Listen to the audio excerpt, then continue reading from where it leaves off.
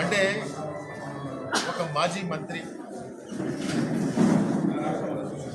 2 సార్లు శాసనసభ్యుడిగా పనిచేసినటువంటి జోగి రమేష్ గారు బలహీన వర్గాలకి సంబంధించినటువంటి నాయకుడు. ఈ రాష్ట్రంలో బలహీన వర్గాలకి ఏ కష్టం వచ్చినా కానీ జోగి రమేష్ గారు అక్కడ ఉండేవాడు. అటువంటి నాయకుడికి ఈరోజు ఈ కష్టం రావడం అది చాలా బాధాకరంగా ఉంది.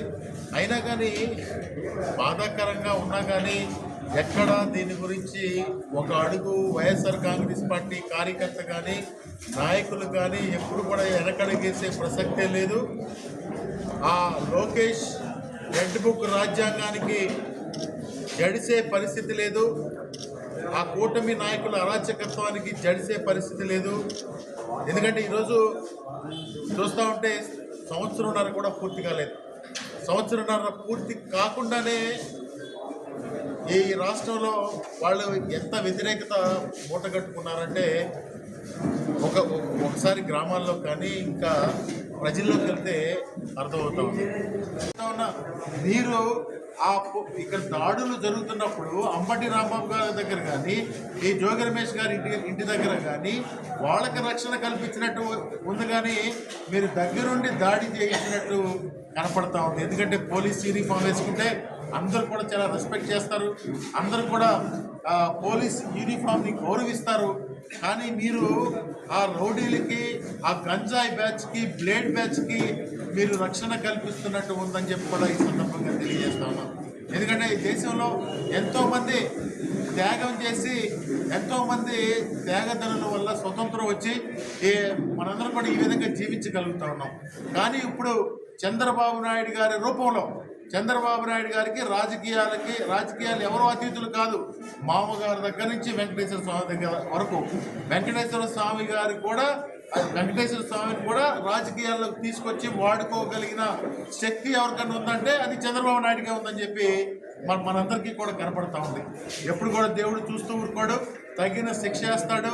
మీరు అబద్ధాలు చెప్పి ఏదైతే అధికారంలోకి వచ్చారో మిమ్మల్ని త్వరలోనే శిక్షించే, అంటే నాకు తెలిసి ఈ ఎన్నికల వరకు కూడా అవసరం లేదు, వీళ్ళని రోడ్ల మీద తరిమి కొట్టే రోజు దగ్గరలో ఉందని చెప్పి కూడా తెలియజేస్తా ఉన్నాం. మేము ఈ అందరం కూడా జోగి రమేష్ గారికి ఈ కృష్ణా జిల్లా మొత్తం కూడా పామరు నియోజకవర్గం ఒకటే కాదు, కృష్ణా జిల్లా ఈ రాష్ట్రం అంతా కూడా జోగి రమేష్ గారికి అండగా ఉంటుందని చెప్పి కూడా ఈ సందర్భంగా తెలియజేసుకుంటా ఉన్నాం. రాబోయే కాలంలో మీకు తగిన బుద్ధి చెప్తారని కూడా తెలియజేస్తాం.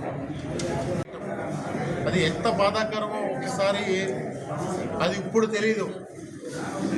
ప్రజాక్షేత్రంలో వాళ్ళకి బుద్ధి చెప్పిన రోజు ఆ రోజు తెలుస్తుంది. కానీ ఈ విధంగానే కొనసాగితే ఏదో దేశంలో కనుక రాజుని కర్రబట్టి కొట్టి తోలేసినట్టు ఆ విధంగా కూడా ప్రజలు తిరగబడే రోజు కూడా వస్తుందని చెప్పి కూడా మనం చేస్తా ఉన్నాం. మేమంతా కూడా పామరు నియోజకవర్గం నుంచి ఈరోజు జోగి రమేష్ గారికి సంఘీభావంగా మేమందరం కూడా అక్కడికి వచ్చాం. కానీ ఒకటే చెప్తా ఉన్నాం, కూటమి పరిపాలన ఎన్నికల ముందు మోసం చేశారు. ఎన్నికల ముందు ప్రజలందరినీ కూడా తప్పుదోవ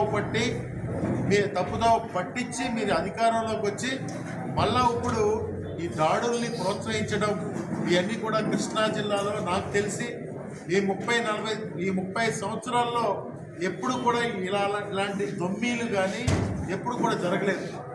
కానీ ఇప్పుడు ఆ సంస్కృతి స్టార్ట్ చేసింది ముఖ్యమంత్రి గారు చంద్రబాబు నాయుడు గారు, ముఖ్యమంత్రిగా యాక్ట్ చేస్తున్నటువంటి లోకేష్ గారు, మరి పవన్ కళ్యాణ్ గారు ప్రశ్నిస్తానని చెప్పే పవన్ కళ్యాణ్ గారు ఎందుకో ఆయన సైలెంట్ అయిపోయాడు. ఈ రాష్ట్రంలో జరుగుతున్న అరాచకాలకి పవన్ కళ్యాణ్ గారు కూడా బాధ్యత వహించాల్సి ఉంటుందని చెప్పి కూడా ఈ సందర్భంగా తెలియజేస్తా ఉన్నాం. కృష్ణా జిల్లాలో ఇటువంటి సంస్కృతి మళ్ళా ఏదో స్టార్ట్ చేసి మమ్మల్ని భయభ్రాంతులు చేసి ఏదో వైఎస్ఆర్ కాంగ్రెస్ పార్టీని అణిచేద్దామంటే అది జరిగే పని కాదని చెప్పి కూడా ఈ సందర్భంగా తెలియజేస్తా ఉన్నాం.